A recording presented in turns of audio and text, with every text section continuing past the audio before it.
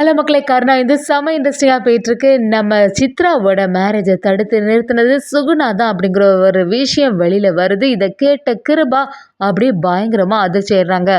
நம்ம இந்துவும், கருணாவும் சேர்ந்து சுகுணாவ காப்பாத்துறாங்கன்னே சொல்லலாம். வீடியோக்குள்ள போறதுக்கு முன்னாடி நம்ம சேனலுக்கு சப்ஸ்கிரைப் பண்ணிடுங்க. அப்படியே பக்கத்துல இருக்க பெல் ஐகானை கிளிக் பண்ணிடுங்க.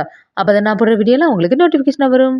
நம்ம கருணாவும் சந்தேகப்பட ஆரம்பிச்சுட்டாங்க. கண்டிப்பா இந்த இடத்துல சித்ராவோட மேரேஜ தடுத்து நிறுத்தினது ஒரு பொண்ணா தான் இருக்கும். அவங்கள தவிர வேற யாருமே வாய்ப்பே இல்ல. அது மட்டும் இல்லாம சித்ராவுக்கு ரொம்பவே தெரிஞ்சவங்க. சித்ராவோட வாழ்க்கையில ரொம்பவே நலனா இருக்கவங்க மட்டும் தான் இந்த செயல செய்திருக்காங்க. அப்படின்னு கருணா பேசிட்டு இருக்கத நம்ம சுகுணா வெளியில இருந்து கவனிச்சிடுறாங்க. சுகுணா இத கேட்டோனே பயங்கரமா பதட்டாங்கி கையில இருந்த காஃபி கப்பும் கீழ விழுந்துடுது.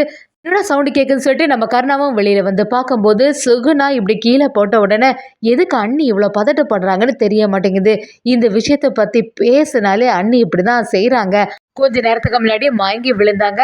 இப்ப வந்து கையில இருந்த காஃபி கப்ப போட்டு உடைச்சுட்டாங்க. கண்டிப்பா ஏதோ ஒரு சூழ்ச்சி இருக்கு அப்படிங்கிறது கருணாவுக்கு புரிய வருது. இத நம்ம இந்து கிட்ட சொன்ன உடனே இந்துவும், இவன் வேற நம்ம சுகுணா அக்காவ சந்தேகப்பட ஆரம்பிச்சுட்டான் போலயே, இப்படியே சந்தேகப்பட்டானா சீக்கிரத்துல சுகுணா அக்கா தான் இந்த காரியத்த செய்தது அப்படிங்கிற உண்மை வெளிவந்துடுமே சொல்லிட்டு நம்ம இந்துவும் பயங்கரமா டென்ஷன் ஆகிட்டே இருக்காங்க. இந்துவும் நம்ம சுகுணா கிட்ட போய், அக்கா நீங்க எதுக்கு இவ்வளோ பதட்டமா இருந்துட்டு இருக்கீங்க?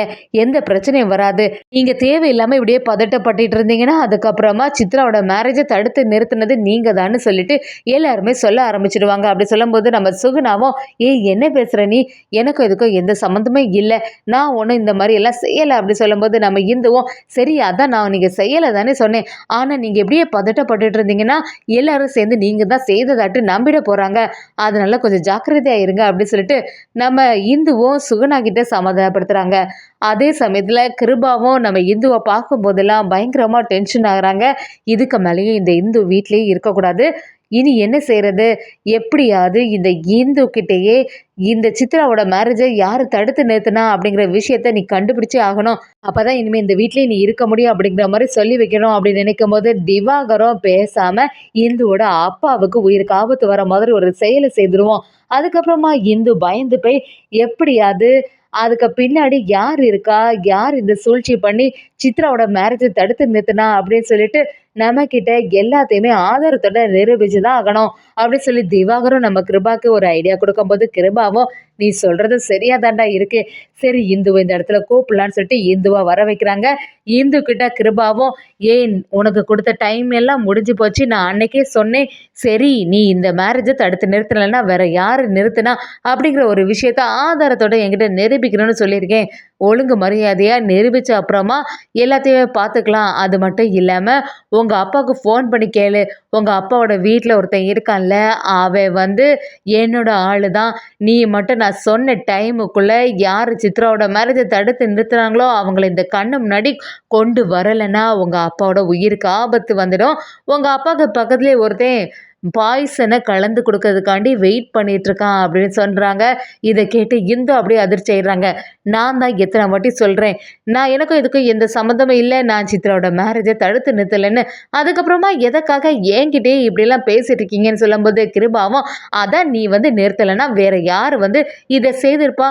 அதை கண்டுபிடிச்சு தர வேண்டியது உன்னோட பொறுப்பு தானேன்னு சொல்லிட்டு நம்ம கிருபாவும் இந்து கிட்ட சொல்ல ஆரம்பிக்கிறாங்க. கருணாவும் கிருபா கிட்ட, அண்ணா கண்டிப்பா நானும் சேர்ந்து இந்த சூழ்ச்சிக்கு பின்னாடி யார் இருக்காங்களோ அவங்கள உங்கள்கிட்ட ஒப்படைப்பேன் அப்படின்னு சொல்லிட்டு நம்ம கருணாவும் கிருபா கிட்ட சொல்லிட்டு, கருணாவும் இந்து கிட்ட அன்னைக்கு வீடியோ எவிடன்ஸ்ல ஒரு ஆளை பார்த்தோம்ல, அவங்கள கண்டுபிடிச்சாலே எல்லா விஷயமும் தெரிய ஆரம்பிச்சிடும்.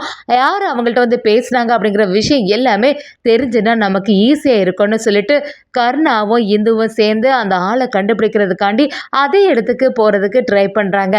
ஆனால் நம்ம இந்துவோட மனசுலேயும் ரொம்பவே பதட்டமாக இருக்குது.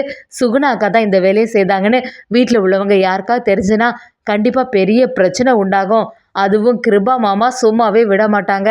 இப்போ என்ன செய்யறதுன்னு சொல்லிட்டு இந்துவும் குழம்பி போய் நிற்கிறாங்க. சரி ஆனால் நம்ம அப்பாவோட உயிர் ஒரு பக்கம், ஆனால் இந்த குடும்பத்தில் எந்த பிரச்சனையும் வரக்கூடாது, இது ஒரு பக்கம் அப்படின்னு சொல்லிட்டு கடவுளை வேண்டிட்டு இருக்காங்க. எதுனாலும் நல்லதாக செய்துதா கடவுளே அப்படின்னு சொல்லிட்டு நம்ம இந்துவும் பதட்டமாக இருக்காங்க. அந்த சமயத்தில் நம்ம என்னதான் கருணா அந்த ஆளை தேடினாலுமே கண்டுபிடிச்ச மாதிரியே இல்லை.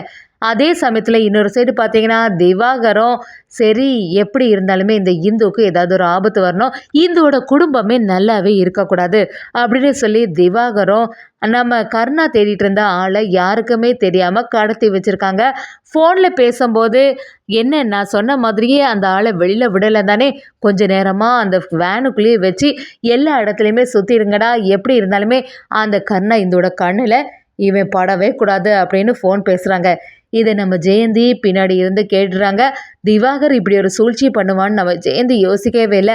அப்போ எல்லாத்துக்குமே காரணம் நீங்கள் தானா, நீங்கள் தான் அந்த ஆளை மறைச்சி வைக்கிறீங்களா, இப்படி இருக்கும்போது எப்படி இந்துவும் கருணாவும் சேர்ந்து அவங்கள கண்டுபிடிக்க முடியும், இதை கண்டிப்பாக இந்துக்கிட்ட சொல்லிட வேண்டியதானே நம்ம ஜெயந்தி இந்துக்கிட்ட இந்த விஷயத்த சொன்ன உடனே இந்துவும் கருணாவுக்கிட்ட சொல்ல ஆரம்பிக்கிறாங்க. கருணாவும் அப்போ எல்லாமே இந்த திவாகர் அண்ணா தான் செய்திருக்கான், திவாகர் அண்ணனை நம்பவே முடியாது, எப்போவுமே எனக்கு எதிராக தான் இருப்பான், நான் இந்த விஷயத்தில் தலையிடுறேன்னு சொன்ன உடனே தான் இந்த வேலையை செய்திருப்பான், சரி அவன் எங்கே இருப்பான்னு எனக்கு நல்லாவே தெரியும், அந்த வேலை கண்டுபிடிச்சிட வேண்டியதானே நம்ம கருணா செம மாதம் அந்த வீடியோ எவிடன்ஸில் இருக்க ஆளை கண்டுபிடிச்சிறாங்க. அது மட்டும் இல்லாமல் இவனை கண்டிப்பாக கிருபா அண்ணனுக்கு முன்னாடி கூட்டிகிட்டு வந்து விசாரித்தா அவன் உண்மையை சொல்ல தான் போகிறான்னு கூட்டிகிட்டு வராங்க. இந்துவுக்கு ரொம்பவே பதட்டமாக இருக்குது.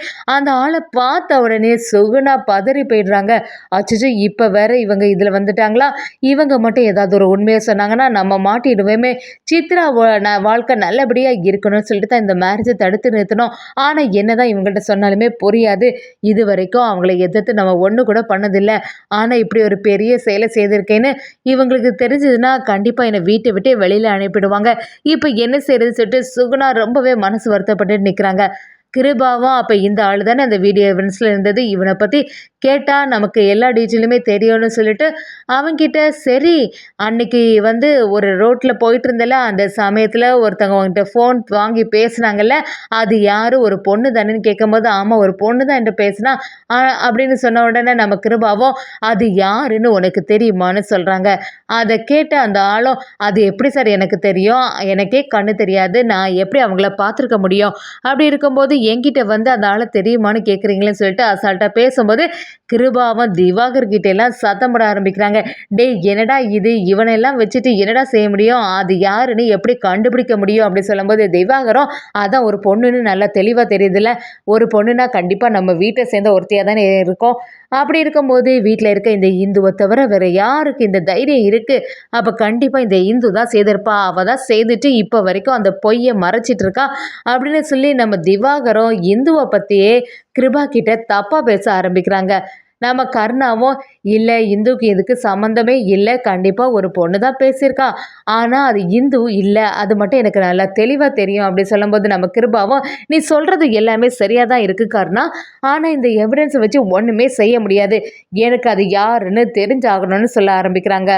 ஆனால் நம்ம இந்துவுக்கும் சுகுணா தானே தெரியும். கருணாவுக்கு ஒரு கட்டத்தில் வீட்டில் உள்ளவங்க அது மட்டும் இல்லாமல் அண்ணி ரொம்பவே பதட்டம் ஆகிறாங்க. கண்டிப்பாக சுகுணா அண்ணி தான் ஒரு சமயம் சித்ராவோட வாழ்க்கை நல்லபடியாக இருக்கணும்னு சொல்லிட்டு இப்படி செய்திருப்பாங்களோன்னு கருணாவுக்கு தெரிய வருது. நம்ம கருணாவும் சுகுணாவை கிருபா கிட்டேருந்து காப்பாற்றிடுறாங்கன்னே சொல்லலாம். வீட்டில் எந்த பிரச்சனையும் வராமல் நம்ம இந்துவோட குடும்பத்தையும் கருணா காப்பாற்றிடுறாங்கன்னே சொல்லலாம்.